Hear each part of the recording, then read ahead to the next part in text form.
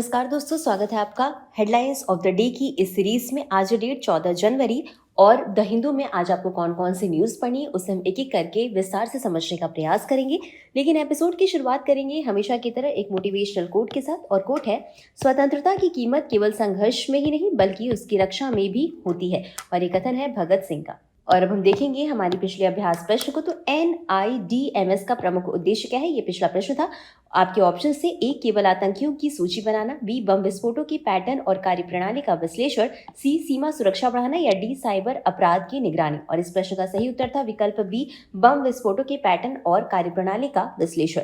और आप में से बहुत सारे लोगों ने इस प्रश्न का बिल्कुल सही जवाब दिया था। अब इसी के साथ हम आगे बढ़ेंगे और देख लेंगे अपनी पहली न्यूज को। न्यूज है PSLV C-62 is from flight path fails to launch satellite. और ये जो टॉपिक है ये आपके GS paper 3 science and tech से संबंधित है। तो न्यूज क्या है इसे हम समझ लेते हैं। तो इसरो की इस साल के पहले प्रक्षेपण यानी जिसका नाम था PSLV C-62 मिशन में अपने 16 उपग्रहों को अपनी इच्छित कक्षा में स्थापित करने में विफलता मिली, जो लंबे समय से विश्वसनीय रहे PSLV रॉकेट की लगातार दूसरी विफलता है। अब समझते हैं PSLV C-62/EOS N1 मिशन के बारे में।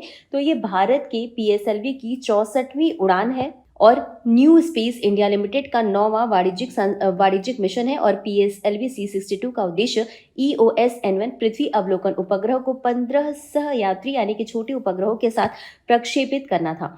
और EOS N1 आपको बता दें कि एक पृथ्वी अवलोकन उपग्रह है जिसका उद्देश्य पर्यावरण निगरानी, संसाधन मानचित्रण और आपदा प्रबंधन करना है।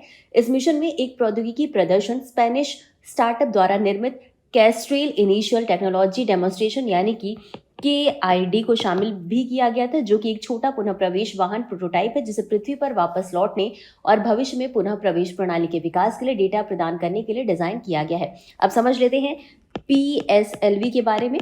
तो पोलर सैटेलाइट लॉन्च व्हीकल इसका पूरा नाम है और ये भारत की तीसरी पीढ़ी का लॉन्च व्हीकल है। इसे इसरो का वर्क हॉर्स भी कहा जाता है क्योंकि ये लगातार उच्च सफलता दर के साथ विभिन्न उपग्रहों को पृथ्वी की निचली कक्षाओं में पहुंचाता है। यह लिक्विड स्टेज से लैस होने वाला पहला भारतीय प्रक्षेपण यान है और ये 4 चरणों वाला रॉकेट है जिसमें प्रत्येक चरण का अपना इंजन और ईंधन होता है। ये चरण उड़ान के दौरान एक के बाद का एक काम करते हैं, मिशन को आगे बढ़ाते हैं और फिर अपनी भूमिका पूरी होने पर अलग हो जाते हैं।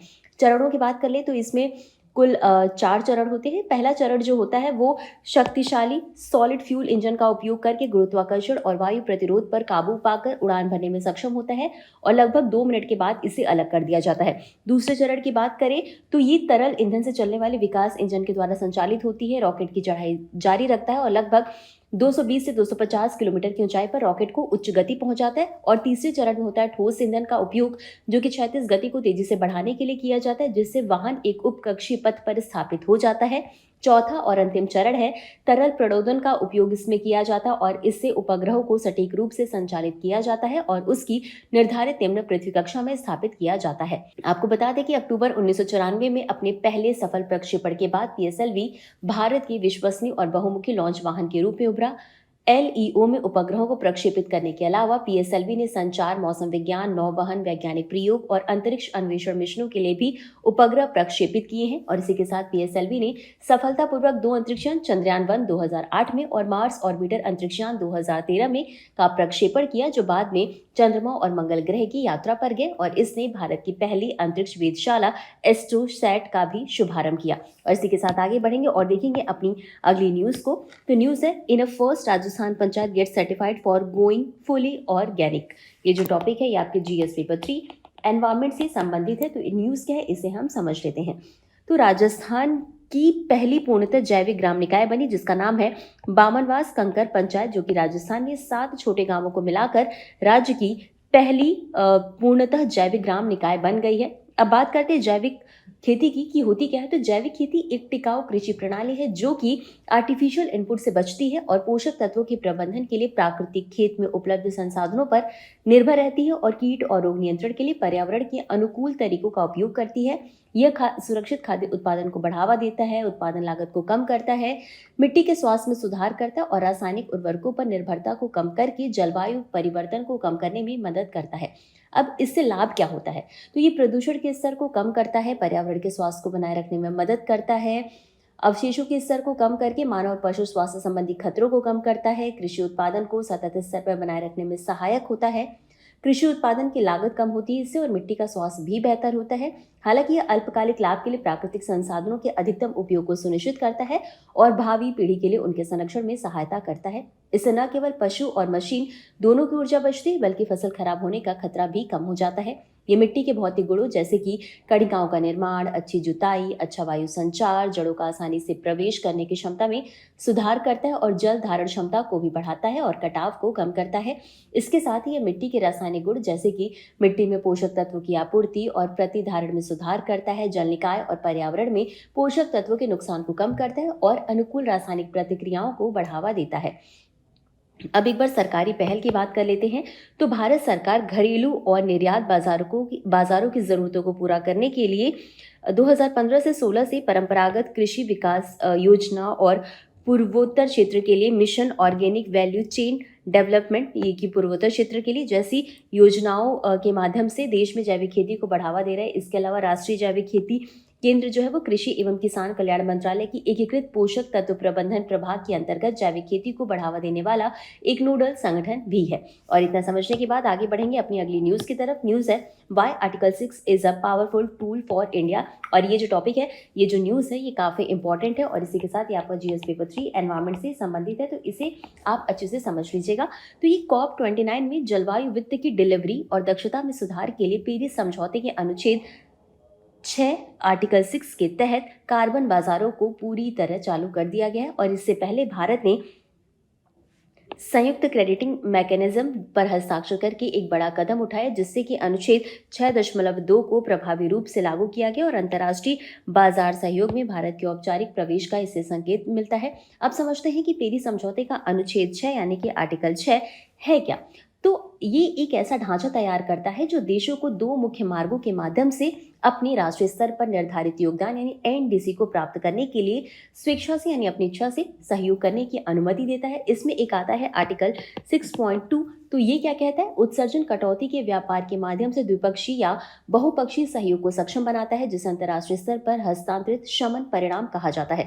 अब अनुच्छेद 6.4 की बात करें तो कार्बन क्रेडिट उत्पन्न करने वाली परियोजनाओं को मान्य और सत्यापित करने के लिए पहले के स्वच्छ विकास तंत्र से विकसित एक केंद्रीकृत पेरिस समझौता क्रेडिटिंग तंत्र की स्थापना करता है। दोनों तंत्रों को मजबूत लेखांकन नियमों का समर्थन प्राप्त है ताकि दोहरी गणना से बचा जा सके और पारदर्शिता यानी कि ट्रांसपेरेंसी और पर्यावरणीय अखंडता सुनिश्चित की जा सके। आपको बता दें कि जापान के साथ संयुक्त संचार समिति साझेदारी के माध्यम से भारत का अनुच्छेद 6 में प्रवेश अनुच्छेद 6.2 का क्रियान्वयन दर्शाता है। जेसीएम ढांचा कम कार्बन उत्सर्जन वाली और उन्नत औद्योगिक प्रौद्योगिकियों को अपनाने में सुविधा प्रदान करेगा जिससे कि पारस्परिक लाभ प्राप्त होंगे। जापान के लिए उत्सर्जन में कमी और भारत के लिए प्रौद्योगिकी हस्तांतरण और वित्त पोषण बढ़ेगा।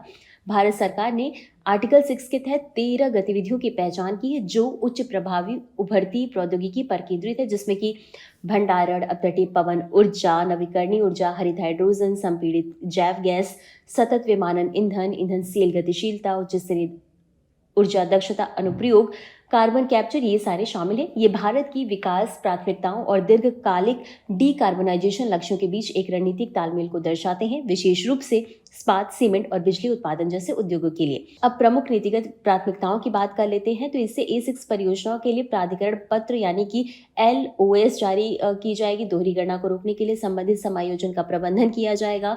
परियोजना अनुमोदन प्रक्रिया को सरल बनाया जाएगा यानी कि मंत्रिमंडल स्तर की संचालन समिति और सिंगल विंडो मंजूरी प्रणाली से अनुमोदन की समय सीमा में भारी कमी आ सकती है। अभी वर्तमान में स्वैच्छिक कार्बन परियोजनाओं को पंजीकरण में 1600 दिनों से अधिक का समय लगता है जो क्षेत्रीय समकक्षों की तुलना में 4 गुना अधिक है। इसके अलावा घरेलू कार्बन निष्कासन बाजार विकसित होगा जिससे कि बढ़ती वैश्विक मांग के साथ भारतीय बायोचर, उन्नत चट्टान अपक्षय और वनीकरण आधारित परियोजनाओं के माध्यम से उच्च गुणवत्ता वाले निष्कासन क्रेडिट के प्रमुख आपूर्तिकर्ता के रूप में अपनी स्थिति स्थापित कर सकता है। और इसके अलावा दक्षिण सहयोग को बढ़ावा मिलेगा यानी कि संस्थाओं में भारत का नेतृत्व विकासशील अर्थव्यवस्थाओं के बीच ज्ञान के आदान प्रदान और सहनिवेश के लिए साझा मंचों को उत्प्रेरित कर सकता है। और इतना समझने के बाद हम आगे बढ़ेंगे अपनी अगली न्यूज़ की तरफ और न्यूज़ है पॉक्सो से रिलेटेड। तो इसमें सुप्रीम कोर्ट ने क्या कहा है इसको भी हम समझ लेते हैं और ये जो पूरा टॉपिक है आपके जीएस पेपर 2 पॉलिटी से संबंधित है। तो भारत के सर्वोच्च न्यायालय ने सहमति से बने किशोर संबंधों के मामले में पॉक्सो अधिनियम के दुरुपयोग पर चिंता जताई है और केंद्र सरकार से रोमियो जूलियट खंड को लागू करने की व्यवहारिकता की जांच करने का आग्रह किया है। तो अब न्यायालय के द्वारा जो मुद्दा उजागर किया गया उसको समझते हैं। तो वर्तमान कानून के तहत भले ही दो व्यक्ति सहमति से बने रोमांटिक रिश्ते में हो, जैसे कि उनमें से एक की उम्र जो है 18 वर्ष से कम हो जाती है, भले ही एक दिन का अंतर हो, तो पॉक्सो के कड़े प्रावधान लागू हो जाते हैं। अब किशोर पुलिस जांच, गिरफ्तारी, मुकदमे और कारावास में फंस जाते हैं और जिसमें कि दीर्घकालिक मनोविज्ञान और सामाजिक क्षति भी होती है। न्यायालय ने पाया कि पॉक्सो को युवा दंपतियों के खिलाफ हथियार के रूप में इस्तेमाल किया गया है। आमतौर पर अपनाई जाने वाली प्रथाओं में पॉक्सो प्रावधानों को आकर्षित करने के लिए उम्र का गलत प्रतिनिधित्व करना और परिवारों के द्वारा उन रिश्तों को दंडित करने या बाधित करने के लिए कानून का उपयोग करना शामिल है जिन्हें वे अस्वीकार करते हैं, यानी कि अंतरजातीय, अंतरधार्मिक या गैर अनुरूप संबंध। अब समझते हैं कि रोमियो जूलियट क्लॉज है क्या। तो दरअसल ये एक कानूनी अपवाद है जिसे अमेरिका और यूरोप के कुछ हिस्सों में विकसित किया गया और इसका नाम शेक्सपियर के किशोर प्रेमियों के नाम पर रखा गया है। ये सहमति की उम्र को कम नहीं करता है, बल्कि लगभग समान उम्र के किशोरों को सहमति से किए गए संबंधों के लिए आपराधिक दायित्व से बचाता है। इसका उद्देश्य किशोरावस्था की वास्तविकताओं को ध्यान में रखते हुए एक मजबूत बाल संरक्षण ढांचा प्रदान करना है। अब इसमें कुछ सीमाएं भी हैं। तो आयु के आधार पर दी जाने वाले कोई भी छूट मूल मुद्दे को हल करने के बजाय केवल सीमा रेखा को फिर से परिभाषित करती है। ये खंड कई कठिन प्रश्न भी खड़ा करता है, जैसे कि अगर 16 से 18 वर्ष के किशोरों को छूट दी गई तो 16 वर्ष से कम आयु के किशोरों का क्या होगा, या किस सैद्धांतिक आधार पर वही आचरण फिर से आपराधिक बन जाता है। अब एक बार पॉक्सो अधिनियम 2012 के बारे में समझ लेते हैं। तो इसका उद्देश्य था 18 वर्ष से कम आयु के बच्चों को यौन उत्पीड़न, यौन शोषण और अश्लील सामग्री से बचाने के लिए अधिनियमित करना। इसी के साथ ये कानून बच्चों को 18 वर्ष से कम आयु के किसी भी व्यक्ति के रूप में परिभाषित करता है, चाहे वह पुरुष हो या महिला, या पुरुष और महिलाओं दोनों के पीड़ितों और अपराधियों पर लागू होता है। इसमें प्रवेशात्मक और गैर प्रवेशी यौन हमले, यौन उत्पीड़न और गंभीर अपराध शामिल हैं। इसमें कारावास से लेकर आजीवन कारावास तक की कठोर सजाओं का भी प्रावधान किया गया है। इसके अलावा त्वरित गोपनीय सुनवाई के लिए विशेष न्यायालयों की स्थापना की गई है और ये प्रतिकूल पूछताछ से सुरक्षा, आरोपी के सामने आने से बचाव और मुआवजे एवं पुनर्वास का प्रावधान सुनिश्चित करता है। तो इतना समझने के बाद हम आगे बढ़ेंगे अपनी अगली और अंतिम न्यूज की तरफ। न्यूज है India Germany sign pact to shore up defence industrial corporation. और ये जो आपका टॉपिक है ये आपके जीएस पेपर 2 IR और जीएस पेपर 3 इकोनॉमी से संबंधित है। तो न्यूज़ क्या है इसे हम बहुत ही शॉर्ट में समझ लेंगे। तो भारत और जर्मनी ने रक्षा प्रौद्योगिकी, स्वास्थ्य, ऊर्जा और मानव संसाधन जैसे क्षेत्रों को लेकर समझौतों पर हस्ताक्षर किया है, क्योंकि जर्मनी के चांसलर फ्रेडरिक मर्ज 2 दिवसीय भारत दौरे पर है।